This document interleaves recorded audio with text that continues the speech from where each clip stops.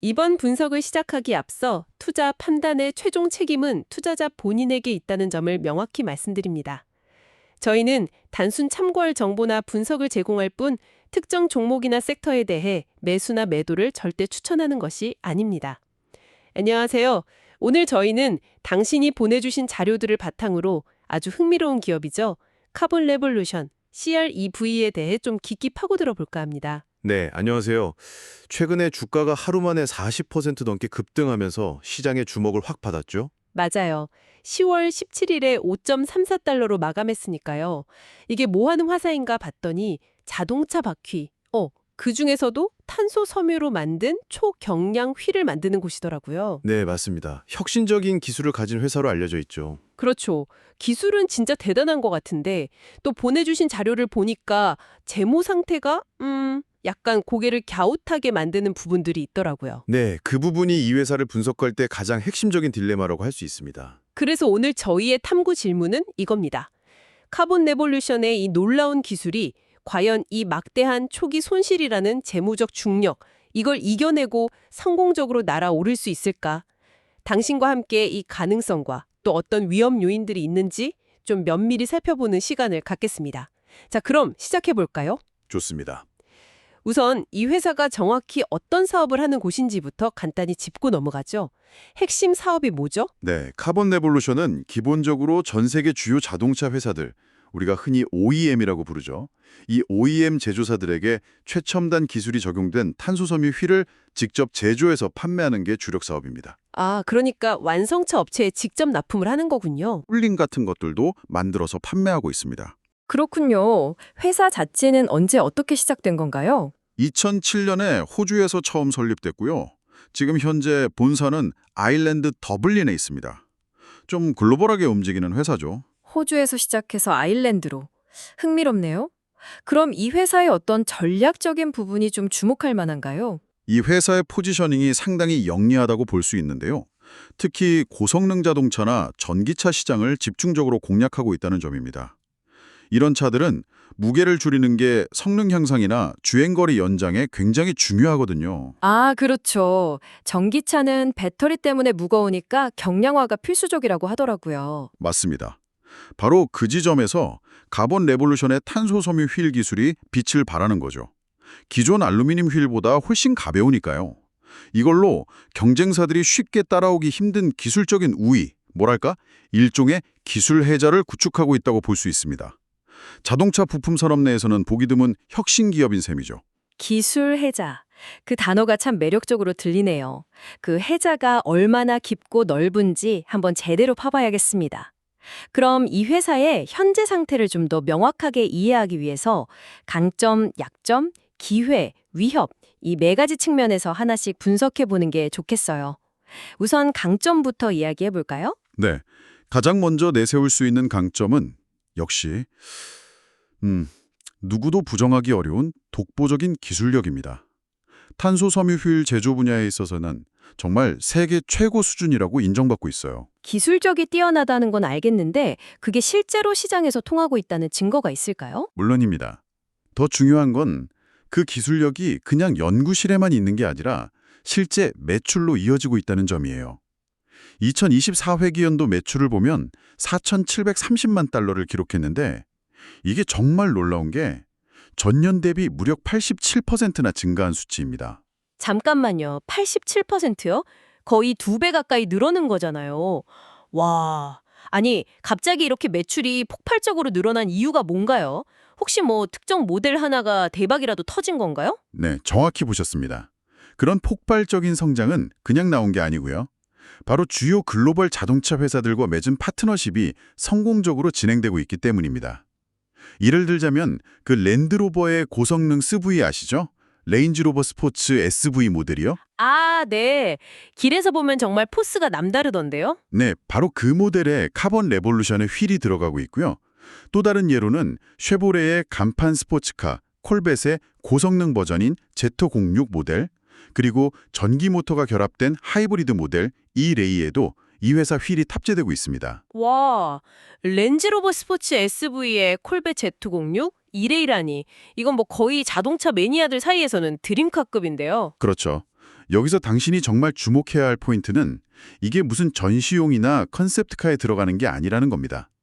아주 까다롭기로 유명한 이 글로벌 자동차 회사들이 자신들의 주력 고성능 양산차, 그러니까 실제로 만들어서 판매하는 차에 이 휠을 장착해서 내보내고 있다는 사실이에요.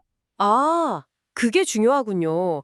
그냥 기술 과시용이 아니라 실제 판매되는 차에 쓰인다. 네, 맞습니다. 이건 카본 레볼루션의 기술이 단순히 신기한 걸 넘어서 상업적으로도 충분히 가치가 있고 또 대량 생산 요구 조건도 어느 정도 충족시킬 수 있다는 걸 증명하는 아주 강력한 신호라고 해석해야 합니다. 기술력과 양산 능력을 동시에 인정받고 있다는 거죠. 세계적인 브랜드들이 실제 판매하는 차에 장착한다는 건 말씀하신 대로 기술력뿐만 아니라 어느 정도의 생산 안정성까지 검증받았다는 의미로 해석할 수 있겠네요. 정말 대단한 강점입니다.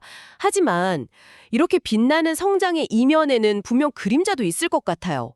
성장세는 엄청난데 왜 이익은 못 내고 있는 걸까요? 약점은 뭔가요? 혹시 이거 뭐랄까 빛 좋은 개설구는 아닌지 좀 걱정이 되는데요. 네, 아주 예리한 지적이십니다. 바로 그 부분이 이 회사가 안고 있는 가장 큰 그리고 가장 심각한 약점이라고 할 수 있습니다. 바로 수익성 문제죠. 수익성 문제요? 네, 매출이 그렇게 폭발적으로 증가했지만 정말 역설적이게도 순손실 규모는 오히려 훨씬 더 커졌습니다. 2024회계 연도를 기준으로 보면 순손실액이 무려 1억 4,640만 달러에 달해요. 1억 4,640만 달러요? 우리 돈으로 하면 거의 2천억 원에 가까운 돈인데 아니 전년도 손실이 얼마였죠? 전년도 손실이 5,250만 달러 정도였으니까요. 1년 만에 손실 규모가 거의 3배 가까이 불어난 셈입니다. 아니 매출은 87% 늘었는데 순손실은 3배가 커졌다. 이게 상식적으로 좀 납득하기가 어려운데요. 비용 관리가 전혀 안 되고 있다는 뜻인가요? 아니면 다른 이유가 있나요? 이유는 좀 복합적입니다. 일단 이 늘어나는 수요에 맞춰서 생산 능력을 아주 공격적으로 늘리는 과정에서 막대한 비용이 들어갔습니다. 새로운 설비 투자나 공장 운영 비용 같은 것들이죠. 아, 생산 확대를 위한 투자 비용이 컸군요. 네, 그리고 또 다른 큰 비용 요인이 있었는데요.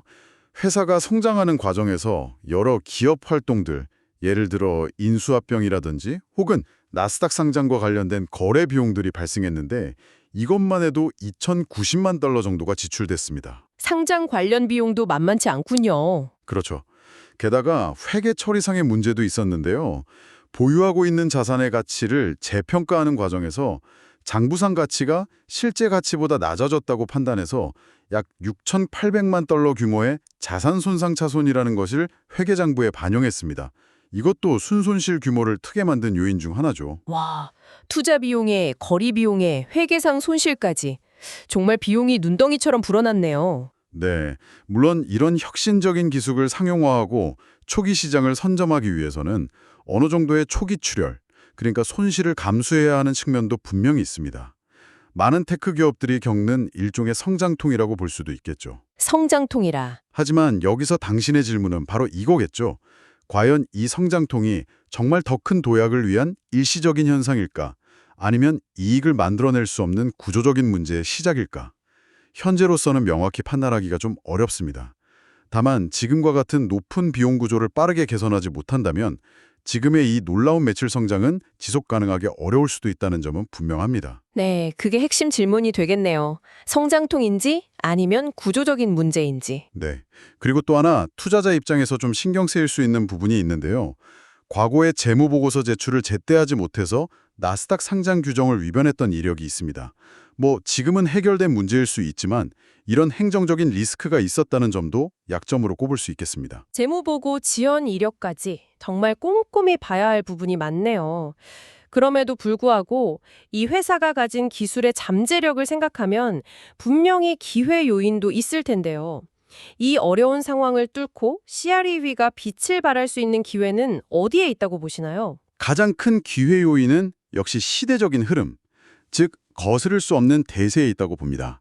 바로 전기차 그리고 고성능차 시장의 폭발적인 확대죠. 아, 역시 전기차군요. 네, 아시다시피 이 전기차나 고성능차의 가장 중요한 경쟁력은 결국 주행거리와 성능입니다. 이걸 극대화하려면 차량 무게를 어떻게든 줄여야 해요. 특히 전기차는 무거운 배터리를 싣고 다녀야 하기 때문에 경량화는 선택이 아니라 거의 필수적인 과제입니다. 그렇죠. 1kg이라도 줄여야 주행거리가 늘어나니까요. 맞습니다. 바로 이 지점에서 카본 레볼루션의 탄소 섬유 휠이 강력한 솔루션이 될 수 있는 겁니다. 기존에 가장 많이 쓰이는 알루미늄 휠과 기교했을 때 무게가 현저하게 40, 50%까지도 가롭다고 하니까요. 이 경량화 트렌드에 직접적인 수혜를 받을 수밖에 없는 구조죠. 자동차 회사들 입장에서는 정말 매력적인 부품이겠네요. 그렇죠. 그리고 회사 내부적으로도 아주 중요한 진전이 있었습니다. 메가라인이라고 부르는 최첨단 자동화 생산 라인이 있는데요. 최근에 이 메가라인의 초기 시운년을 성공적으로 마쳤다는 소식이 들려왔습니다. 메가라인, 이름부터 뭔가 대단해 보이는데요. 이게 어떤 의미를 갖는 건가요? 이게 본격적으로 가동되기 시작하면 생산 효율성이 지금과는 비교할 수 없을 정도로 비약적으로 높아질 수 있습니다. 자동화를 통해 생산 속도는 빨라지고 불량률은 낮아지고 당연히 생산 원가 구조도 개선될 수 있겠죠. 아, 드디어 비용 문제를 해결할 실마리가 보이는 건가요? 네, 그럴 가능성이 있습니다. 이 메가라인은 앞으로 계속 늘어날 것으로 예상되는 글로벌 OEM들의 대량 주문 수요에 효과적으로 대응하고 동시에 수익성을 개선하는 데 아주 중요한 발판이 될 수 있습니다. 그리고 이미 레인지로버나 콜벳 같은 성공 사례를 만들었기 때문에 이런 축적된 기술력과 레퍼런스를 바탕으로 새로운 고객사를 확보할 가능성도 점점 더 커지고 있다고 봐야겠죠. 새로운 계약이 또 나올 수도 있겠군요. 충분히 가능합니다. 여기서 중요한 포인트는 이거예요. 전기차 시대가 본격화되고 주행거리와 성능 경쟁이 더욱 치열해질수록 자동차 회사들은 정말 단 1kg이라도 아니 100g이라도 무게를 줄이기 위해서 필사적인 노력을 할 거라는 겁니다. 카본 레볼루션의 기술은 바로 이 지점에서 단순한 부품 공급사를 넘어서 전기차 성능 개선의 핵심적인 전력적 파트너로서 자리매김할 수 있는 그런 가능성을 가지고 있다는 거죠. 와, 전기차 시대의 핵심 파트너. 정말 듣기만 해도 기대가 되는 부분입니다. 하지만 세상 모든 일이 계획대로만 흘러가지는 않잖아요. 혹시 이 장밋빛 전망을 가로막을 수 있는 예상치 못한 암초나 위협 요인 같은 건 없을까요? 당연히 있습니다. 리스크 없는 투자는 없으니까요. 우선 가장 큰 외부적인 위험 요인으로는 역시 거시경제 환경의 불확실성을 꼽아야 합니다. 아, 경기 변동 말씀이시군요. 네, 카본 레볼루션이 속한 자동차 부품 산업, 특히 이 회사의 주력 제품이 들어가는 고가의 고성능 차량이나 럭셔리 차량 시장은 경기에 매우 민감하게 반응합니다. 만약 글로벌 경기가 침체 국면에 접어들어서 소비 심리가 위축되고 사람들이 비싼 차를 사는 것을 꺼리게 된다면 자동차 판매 자체가 줄어들겠죠. 그러면 당연히 CR-EV 역시 직접적인 타격을 피하기 어려울 겁니다. 하긴 경기가 안 좋으면 몇 억짜리 스포츠카 살 생각을 하기 어렵겠죠. 그렇죠. 또 다른 위험 요인은 회사 내부적인 문제인데요. 바로 높은 고객 의존도입니다. 고객 의존도요? 그게 무슨 뜻이죠? 현재 CR-EVM 매출 대부분이 앞서 언급했던 소수의 특정 차량 프로그램에 집중되어 있습니다. 예를 들어 렌지로버 스포츠 SV라든지 콜벳 Z06 E-Ray 같은 모델들이죠. 이게 지금은 잘 나가고 있지만 만약 이 모델들의 인기가 시들해지거나 혹은 생산 계획에 예기치 못한 차질이 발생하거나 아니면 경쟁 자동차 회사가 더 매력적인 경쟁 모델을 내놓는다면 어떻게 될까요? 아, 그 모델 판매량이 줄면 CR-EV 매출도 바로 타격을 입겠군요. 정확합니다. 핵심은 CR-EV의 운명이 이 소수의 럭셔리 또는 고성능 모델의 판매량에 너무 깊숙하게 연동되어 있다는 점입니다. 해당 모델의 성공 여부나 심지어는 단정 결정 하나하나가 회사 전체의 실적을 크게 뒤흔들 수 있는 구조적인 취약점을 안고 있는 거죠. 포트폴리오 다변화가 좀 필요해 보입니다. 정말 특정 모델에 너무 의존하는 건 위험해 보이네요. 마지막으로 모든 기술 기업이 항상 경계해야 하는 위협이죠. 바로 대체 기술의 등장 가능성입니다. 지금은 탄소 섬유가 가장 가볍고 강한 소재 중 하나로 각광받고 있지만 만약 미래에 탄소 섬유보다 더 저렴하면서도 비슷한 수준의 경량화 효과를 낼 수 있는 새로운 신소재가 개발되거나 혹은 더 효율적인 제조 기술이 등장한다면 어떻게 될까요? 아, 그러면 CR-EV의 기술적 우위가 한순간에 사라질 수도 있겠군요. 그렇죠. 소나르도 CR-EV노技術的な優位性は一瞬にして薄れてしまう可能性があります。技術的弊社が継続有事できるかどうかについての持続的なモニタリングが必要です。 정말 여러 각도에서 위험 요인들을 살펴봐야 하는군요. 자, 그럼 이제 가장 민감한 부분일 수 있는 재무 상태를 좀 더 깊이 파고들어 보겠습니다. 앞서 성장성과 수익성 사이에 큰 괴리가 있다고 말씀하셨는데 매출 87% 성장은 정말 엄청난 숫자잖아요. 이게 정말 지속 가능한 성장이라고 볼 수 있을까요? 아니면 뭔가 착시 효과가 있는 걸까요? 그 질문에 답하기 위해서는 동전의 양면을 모두 봐야 합니다. 매출 성장률 87%라는 숫자는 분명 경이롭고 이 회사의 기술이 시장에서 먹히고 있다는 강력한 증거입니다. 하지만 동시에 봐야 할 다른 숫자가 있죠. 바로 순손실입니다. 같은 기간 동안 순손실이 5,250만 달러에서 1억 4,640만 달러로 거의 3배 가까이 폭증했다는 이 냉혹한 현실을 외면해서는 안 됩니다. 네, 아까 그 손실 규모 듣고 정말 깜짝 놀랐습니다. 그렇죠. 이걸 좀 더 구체적인 투자 지표로 보면 더 명확해지는데요. 주당 순이익 EPS라는 게 있습니다. 회사가 벌어들인 순이익을 총 발행 주식수로 나눈 값인데 이게 마이너스 78.41달러입니다. 주식 한 주당 거의 80달러 가까운 손실을 냈다는 뜻이죠. 이건 뭐 엄청난 적자입니다. 주당 80달러 손실이요? 와. 그리고 또 주가 수익 비율 PER이라는 지표가 있는데요. 현재 주가를 주당 순이익으로 나눈 값인데 이게 기업의 수익성 대비 주가가 얼마나 고평가 혹은 저평가되었는지를 보여주는 대표적인 지표거든요. 근데 CREV의 PER은 현재 마이너스 0.10배입니다. 마이너스 값이라는 건 분모인 주당 순이익이 적자라는 뜻이고 현재 수익성 기준으로는 이 기업의 가치를 평가하는 것 자체가 사실상 불가능하다는 의미입니다. PR이 마이너스면 의미가 없군요. 네, 그렇습니다. 이 모든 재무지표들이 가리키는 것은 명백합니다. 카본 레볼루션은 아직 이익을 내는 단계가 아니라 미래 성장을 위해서 막대한 자금을 그야말로 쏟아붓고 있는 명백한 투자 단계에 있다는 것입니다. 지금은 돈을 벌기보다는 미래를 위해 씨를 뿌리는 시기라고 할 수 있죠. 미래를 위해 씨를 뿌리는 시기, 좋은 표현이네요. 하지만 씨만 뿌리다가 물 줄 돈이 없으면 말라 죽는 거 아닌가요? 이렇게 계속 적자를 보고 있다면 당장 회사를 운영하고 또 미래를 위한 투자를 계속할 자금은 도대체 어디서 마련하는 건가요? 돈줄이 마르면 아무리 좋은 기술이라도 다 소용 없어지는 거 아닌지 걱정되는데요. 바로 그 점이 현재 카본 레볼루션에게 가장 중요하고 또 시급한 과제입니다. 지속적인 자금 조달 능력이죠. 아무리 좋은 기술과 성장 스토리를 가지고 있어도 당장 운영 자금이 없으면 회사는 문을 닫아야 하니까요. 그렇죠. 그래서 자금은 어떻게 조달하고 있나요? 다행히 최근에 아주 중요한 자금 조달 소식이 있었습니다. 오라이언 인프라스트럭처 캐피털, 줄여서 OIC라고 부르는 인프라 전문 투자 회사로부터 총 2,500만 달러 규모의 자금을 추가로 확보하는 데 성공했습니다. 2,500만 달러면 우리 돈으로 한 350억 원 정도 되나요? 적지 않은 금액인데 그래도 그 막대한 손실을 메우기에는 좀 부족해 보이기도 하고요. 이 자금 유치가 어떤 의미를 갖는다고 봐야 할까요? 일단 두 가지 측면에서 볼 수 있습니다. 긍정적인 측면은 현재 이렇게 어려운 재무 상황 속에서도 OIC 같은 전문 투자 기반이 여전히 이 회사의 기술력과 미래 성장 잠재력을 높이 평가하고 기꺼이 돈을 투자했다는 사실입니다. 이건 시장에 상당히 긍정적인 신호로 작용할 수 있습니다. 아직 이 회사에 투자할 만한 가치가 있다는 일종의 보증 수표 역할을 해주는 거죠. 외부 투자자의 신뢰를 얻었다는 증거군요. 그렇죠.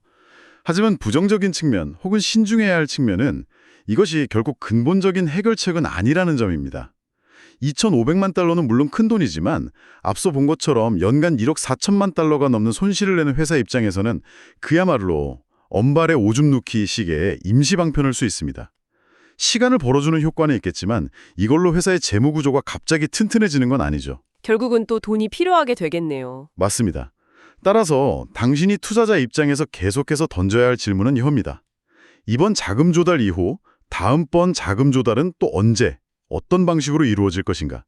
그리고 더 근본적으로는 언제쯤이면 이런 외부 자금 수혈 없이 회사 스스로의 힘으로 이익을 창출하고 운영 자금을 마련할 수 있을 것인가? 이 연속적인 자금 조달 능력과 결국에는 수익성 개선 능력이 카본 레볼루션의 생존과 미래 성장을 가늠할 가장 핵심적인 관건이 될 겁니다. 계속해서 돈을 끌어올 수 있는지, 그리고 그 돈으로 정말 이익을 만들어낼 수 있는지를 지켜봐야 합니다. 자금 조달 능력과 수익성 개선 능력. 정말 뼈아프게 와닿는 지적이네요. 그럼 시장 참여자들, 그러니까 다른 투자자들은 이런 아슬아슬한 줄타기를 하고 있는 카본 레볼루션을 대체 어떻게 보고 있는 걸까요? 주가가 하루에 43%나 폭등하기도 하고 또 지난 1년 동안의 가격 변동을 보면 최저 2달러에서 최고 12.75달러까지 움직였어요. 이건 뭐 투자자 입장에서는 정말 심장이 쫄깃해지는 롤러코스터를 타는 기분일 것 같은데요. 시장은 도대체 뭘 보고 이렇게 극단적으로 움직이는 거죠? 네, 그 엄청난 변동성 자체가 현재 시장이 카본 레볼루션을 바라보는 복잡한 시각을 아주 압축적으로 보여준다고 생각합니다. 한마디로 기대와 우려가 그야말로 극단적으로 충돌하고 있는 형국이죠. 이대와 우려의 혈기돌이군요. 네. 한쪽에서는 이 회사가 가진 혁신적인 탄소 섬유 휠 기술과 그것이 가져올 폭발적인 성장 가능성에 열광하는 투자자들이 미래를 사자는 심리로 주가를 강하게 끌어올리고 있습니다. 반면에 다른 한쪽에서는 앞서 우리가 계속 이야기했던 심각한 적자 구조와 끊임없는 자금 조달 필요성 같은 재무적인 불확실성을 크게 우려하는 투자자들이 위험하다고 판단하고 주식을 내던지고 있는 겁니다. 이 두 힘이 팽팽하게 맞서면서 주가가 이렇게 요동치고 있는 거죠. 정말 양극단의 시각이 팽팽하게 맞서고 있군요. 그런데 여기서 더 흥미로운 점은 일부 증권사 애널리스트들의 전망입니다. 보내주신 자료에도 나와 있지만 몇몇 분석가들은 카본 레볼루션의 12개월 목표 주가를 얼마로 제시하고 있는지 아십니까? 글쎄요. 지금 5달러대니까 한 10달러? 15달러 정도 보려나요? 무려 39.00달러를 제시하고 있습니다. 네, 39달러요. 지금 주가가 5달러대인데 거의 7배 가까운 상승 여력이 있다고 본다는 거잖아요. 아니, 지금 당장 수익이 전혀 나지 않는 회사에 대해서 그렇게 높은 목표 주가를 설정하는 게 이게 합리적인 분석이라고 할 수 있나요? 이건 거의 투기적인 기대감이 반영된 거 아닌가요? 애널리스트들이 혹시 놓치고 있는 결정적인 위험 요인이라도 있는 건 아닐까요? 아주 중요한 질문이시고 당연히 가져야 할 의문입니다. 결론부터 말씀드리면 그 39달러라는 목표 주가는 현재의 실적이나 재무 상태에 기반한 것이 절대로 아닙니다. 만약 현재 재무 상태만 본다면 그런 목표 주가는 절대 나올 수가 없죠. 그럼 도대체 뭘 근거로? 그 목표 주가는 아주 간략하고 또 매우 낙관적인 가설에 기반한 겁니다. 그 가설이란 카본 레볼루션이 가진 이 탄소 섬유 휠 기술이 미래 자동차 시장의 판도를 바꿀 게임 체인저가 될 것이며 이를 통해서 결국에는 막대한 시장 점유율을 확보하고 엄청난 이익을 창출하게 될 것이라는 전망입니다. 미래에 대한 아주 긍정적인 시나리오군요. 그렇죠. 회사가 제시하고 있는 장기적인 비전과 성장 스토리가 거의 완벽하게 실현된다는 것을 전제로 깔고 있는 일종의 미래 가치에 대한 베팅이라고 봐야 합니다.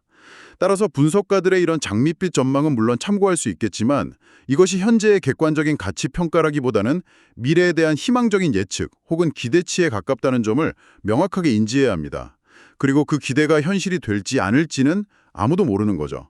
당신의 투자는 결국 이 가설이 현실이 될 가능성에 얼마나 동의하느냐에 대한 판단인 셈입니다. 미래에 대한 베팅이라 참 어려운 문제네요. 결국 모든 논의의 열쇠는 카본 레볼루션의 핵심 경쟁력인 기술과 이 기술을 현실적인 수익으로 연결시킬 수 있는 생산 효율성, 이 두 가지에 달려있다는 말씀으로 정리할 수 있겠군요. 그럼 그 기술적인 장점이라는 게 구체적으로 어떤 건지 일반 운전자 입장에서 좀 더 쉽게 와닿게 설명해 주실 수 있을까요? 예를 들어 제가 지금 타는 차의 휠을 이 탄소 섬유 휠로 바꾸면 가장 크게 체감할 수 있는 게 뭔가요? 네. 아주 좋은 질문입니다. 가장 쉬운 비유는 신발이라고 생각하시면 됩니다. 만약 당신이 무겁고 딱딱한 등산화를 신고 달리기를 한다고 생각해 보세요. 발이 얼마나 무겁고 불편하겠어요. 상상만 해도 발목이 아픈데요. 그렇죠. 그런데 만약 아주 가볍고 발에 착 감기는 최신 러닝화를 신는다면 어떨까요? 발걸음이 훨씬 가벼워지고 더 빠르고 편안하게 달릴 수 있겠죠? 자동차의 휠도 정확히 같은 원리입니다. 아, 휠이 자동차의 신발 같은 거군요. 네, 그렇게 볼 수 있습니다. 카본 에볼루션의 탄소 섬유 휠은 현재 가장 널리 쓰이는 알루미늄 합금 휠과 비교했을 때 그 무게가 적게는 40%에서 많게는 50%까지도 가볍습니다. 거의 절반 수준인 거죠. 와, 절반이나 가볍다고요? 네. 그런데 자동차에서는 이 바퀴나 브레이크 디스크처럼 서스펜션, 즉 충격 흡수 장치 아래쪽에 위치해서 직접 노면과 접촉하며 움직이는 부품들의 무게를 줄이는 것이 특히 더 중요합니다. 이걸 자동차 공학 전문 용어로는 현과 하질량, unsprunged mass라고 부르는데요. 현과 하질량. 좀 어렵네요. 네, 용어는 좀 어렵지만 개념은 간단합니다. 이 현과 하질량이 가벼워질수록 자동차에는 정말 많은 이점들이 생겨요. 마치 가벼운 신발을 신었을 때처럼요. 우선차가 훨씬 더 민첩하게 움직입니다. 방향 전환도 빠르고 가속하거나 브레이크를 밟을 때의 반응 속도도 훨씬 빨라지죠. 운전하는 재미가 달라지는 겁니다. 운전 재미가 좋아진다? 솔깃한데요? 그렇죠. 그리고 당연히 연비 효율도 좋아집니다. 전기차의 경우에는 한 번 충전으로 갈 수 있는 주행거리, 즉 전비가 늘어나게 되고요. 무게가 줄어드니 당연한 결과죠. 또 의외의 장점도 있는데요. 노면에서 올라오는 자잘한 충격들을 휠이 더 잘 흡수해주기 때문에 승차감까지 더 부드러워지는 효과가 있습니다. 연비에 성능에 승차감까지 정말 장점이 많네요. 핵심 기술이라고 할 수 있습니다. 특히 전기차나 고성능차처럼 이런 성능 개선 요구가 아주 높은 차량들에게는 더욱 매력적인 선택지가 되는 거죠. 설명 감사합니다. 이제 왜 이 기술이 그렇게 주목받는지 확실히 알겠습니다. 정말 대단한 기술이네요. 네, 그 기술적인 우위는 분명합니다. 하지만 앞서 여러 차례 강조했듯이 아무리 뛰어난 기술이라도 그것을 대량으로 그리고 합리적인 비용으로 안정적으로 생산해내지 못하면 결국 상업적인 성공을 거두기는 어렵습니다. 실험실의 성공과 시장의 성공은 전혀 다른 이야기니까요. 그렇죠. 아무리 좋아도 너무 비싸거나 주문해도 제때 받을 수 없다면 소용없겠죠. 바로 그 지점에서 아까 잠깐 언급했던 메가라인이라는 최첨단 자동화 생산시설의 중요성이 다시 한번 크게 부각됩니다. 최근에 이 메가라인의 초기 시운전이 성공적으로 완료되었다는 소식은 단순한 공장 증설 이상의 아주 중요한 의미를 갖는다고 봐야 합니다. 어떤 의미인가요? 이것은 카본 레볼루션이 그동안 축적해온 실험실 수준의 혁신 기술을 이제 드디어 실제 돈을 버는 사업으로 본격적으로 전환시킬 수 있느냐 없느냐를 가늠하는 아주 중요한 시험대가 될 것이기 때문입니다. 이 메가라인이 성공적으로 돌아가느냐 마느냐에 회사의 미래가 달렸다고 해도 과언이 아니죠. 기술을 돈으로 바꾸는 시험대. 네, 카본 레볼루션의 CEO인 도널드 햄튼 주니어도 여러 차례 인터뷰나 발표에서 이 메가라인의 중요성을 강조했습니다. 이 라인이 본격 가동되면 생산 효율성이 비약적으로 향상될 것이고 이를 통해 증가하는 글로벌 OEM들의 까다로운 품질 및 납기 요구 조건을 충족시키는 핵심 기반이 마련될 것이라고 말이죠. CEO도 큰 기대를 걸고 있군요. 그렇습니다. 결국 앞으로 다가올 몇 번의 분기 동안 이 메가라인이 얼마나 안정적으로 가동되는지, 그리고 회사가 목표했던 수준의 생산 수율, 정상 제품 비율과 원가 절감 효과를 실제로 달성하는지를 아주 면밀하게 지켜봐야 합니다. 이것이 카본 레볼루션의 미래, 특히 수익성 개선 가능성을 예측하는 데 가장 중요한 변수가 될 겁니다. 이 새로운 생산 라인이 회사가 가진 그 엄청난 기술적 잠재력을 마침내 실제 이익으로 구체화시킬 수 있을지, 그 과정과 결과를 정말 눈여겨봐야 합니다. 만약 이 메가라인의 안정적인 가동이 계속 지연되거나 혹은 가동되더라도 기대했던 만큼의 효율성 개선 효과를 보여주지 못한다면 기술이 아무리 뛰어나다고 해도 투자자들의 실망감은 커질 수밖에 없고 주가에도 부정적인 영향을 미칠 가능성이 높습니다. 기술과 생산 효율의 성공적인 만남, 그리고 그것이 실제 이익으로 연결되는 것. 그것이 카본 레볼루션의 미래를 결정짓는 가장 핵심적인 요소가 되겠군요. 자, 그럼 이제까지 나눈 이야기들을 종합해서 한번 최종적으로 정리해볼 시간이 된 것 같습니다. 네, 좋습니다. 네. 오늘 저희가 정말 깊이 들여다본 카본 레볼루션 CREB라는 회사는 한마디로 요약하자면 혁신적인 기술의 상업화라는 가장 험난하면서도 매력적인 길을 걷고 있는 고성장 잠재 기업이라고 정의할 수 있을 것 같습니다. 네, 아주 적절한 요약이라고 생각합니다. 폭발적인 매출 성장은 분명 이 회사가 가진 기술력과 시장성을 강력하게 입증하는 긍정적인 증거입니다. 세계적인 자동차 회사들이 실제로 이 회사의 제품을 사용하고 있다는 점은 정말 대단하죠.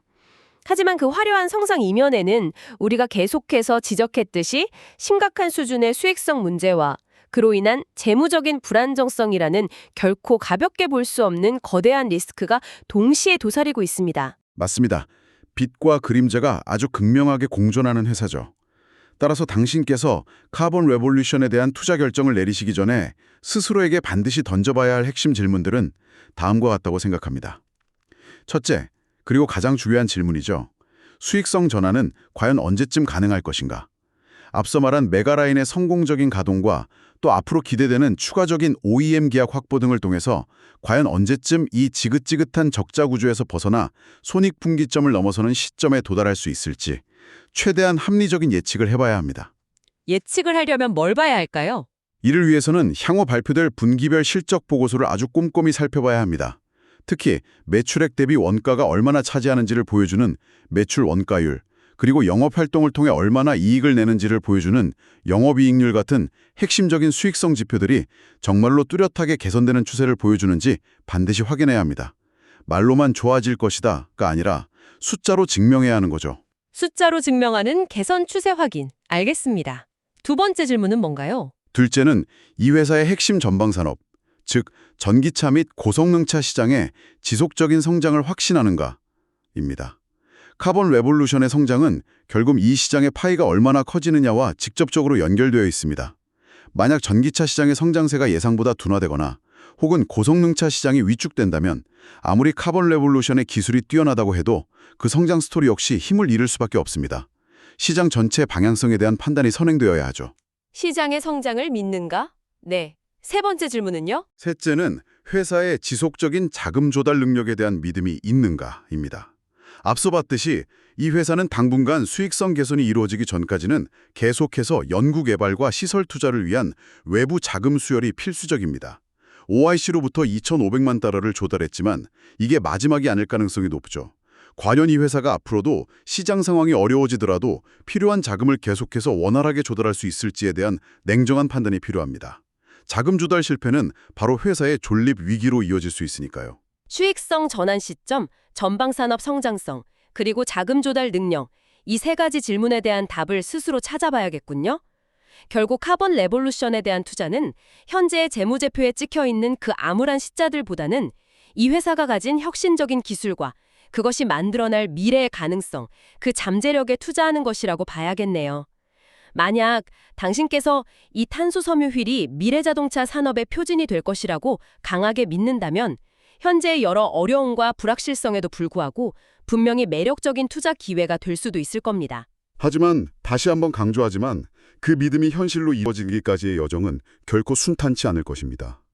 우리가 오늘 살펴본 것처럼 극심한 주가 변동성과 예측하기 어려운 수많은 변수들이 그 과정에 도사리고 있다는 점을 절대로 잊어서는 안 됩니다. 따라서 투자를 결정하시기 전에 당신의 투자 성향, 특히 어느 정도의 손실까지 감내할 수 있는지 그 위험 강수 수준을 반드시 냉정하게 평가해 보시고 극도로 신중하게 접근해야 할 것입니다. 고위험, 고수익 투자의 전형적인 사례라고 할 수 있겠죠. 네, 신중한 접근이 필수적이겠네요. 자, 이제 정말 마지막으로 당신께서 이 방송을 들으시고 한번 혼자서 곱씹어 볼 만한 질문을 하나 던지면서 오늘 이야기를 마무리할까 합니다. 만약 카본 레볼루션이 지금 개발하고 있는 이 탄소 섬유 제조 공정을 정말로 완벽하게 마스터해서 생산 비용을 획기적으로 낮추고 품질은 더욱 높이는 데 성공한다면 과연 이 놀라운 기술이 자동차 휠이라는 부품에만 머무르게 될까요? 그렇죠. 아주 흥미로운 질문입니다. 지금은 휠에 집중하고 있지만 이 기술의 본질은 가볍고 강한 소재를 효율적으로 만드는 능력이거든요. 만약 그 능력을 완전히 갖추게 된다면 어쩌면 자동차의 다른 부품, 예를 들어 충격에 강해야 하는 차체 패널이라든지 아니면 자동차의 뼈제 역할을 하는 셰시의 주요 구조물 같은 곳에도 이 탄소 섬유 복합 소재 기술이 적용될 수 있지 않을까요? 자동차 외 다른 산업으로도 확장될 수 있지 않을까요? 충분히 가능성이 있죠. 예를 들어 더 가볍고 튼튼한 날개가 필요한 항공우주 산업이라든지 혹은 더 길고 효율적인 블레이드가 필요한 풍력 발전 산업, 아니면 최고 수준의 성능을 요구하는 고가의 스포츠 장비, 자전거 프레임, 테니스 라켓 등 같은 분야에서도 이 초경량, 고강도 소재 기술이 새로운 가능성을 열어젖힐 수 있지 않을까요? 당장의 수익성 문제 너머에 있는 이러한 장기적인 기술 확장 가능성까지 함께 고민해보는 것도 이 카본 레볼루션이라는 회사를 좀 더 입체적으로 이해하는 또 다른 흥미로운 관점이 될 수 있을 겁니다. 다시 한번 말씀드리지만 투자 판단의 최종 책임은 투자자 본인에게 있다는 점을 명확히 말씀드립니다. 저희는 단순 참고할 정보나 분석을 제공할 뿐 특정 종목이나 섹터에 대해 매수나 매도를 절대 추천하는 것이 아닙니다. 항상 여러분의 상공 투자를 기원합니다. 내용이 좋으셨다면 구독, 좋아요 부탁합니다.